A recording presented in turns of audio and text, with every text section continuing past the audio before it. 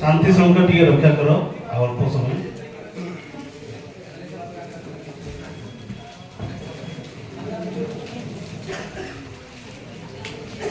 सर्वप्रथम मु धन्यवाद देवी मो तरफ आम अंचल विधायक सर को मु धन्यवाद अर्पण करी आम समस्त दुख सुखर साथी पंडा सर को